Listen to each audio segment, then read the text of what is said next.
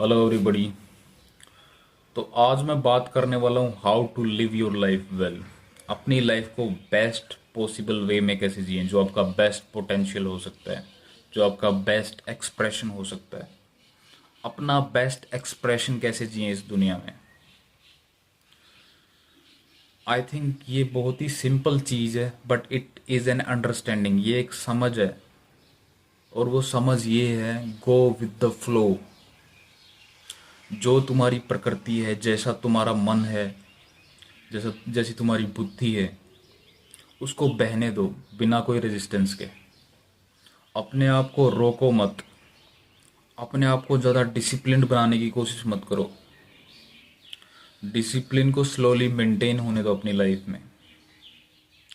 और मेंटेन होने से मेरा मतलब है, चीज़ें धीरे धीरे अपने आप सेट हो जाएंगी आपकी प्रकृति के अनुसार, जो आप चाहते हो, जो आप करना चाहते हो।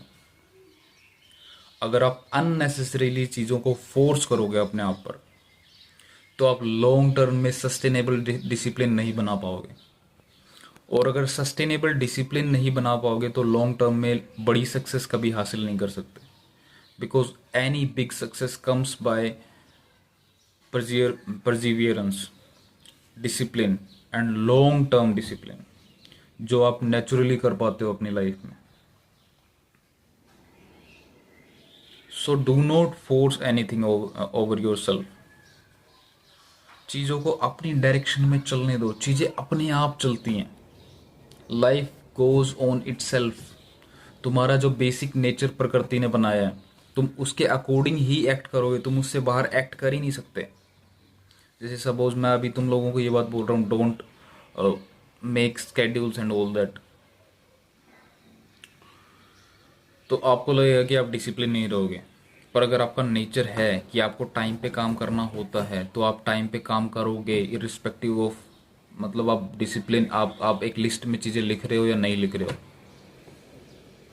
I think it is a good way to write down things, ताकि वो आपके दिमाग में रहें, बट उनको टाइम बाउंड मत करो। टाइम को अपने तरीके से चलने दो, अपने ऊपर चीज़ें थोपो मत। Let the things, let the creativity flow through you, let the things happen through you. और सरेंडरशिप में जियो, एब्सोल्यूट सरेंडरशिप। कंप्लेन मत करो। Be happy with what ever you have, be grateful with what ever you have.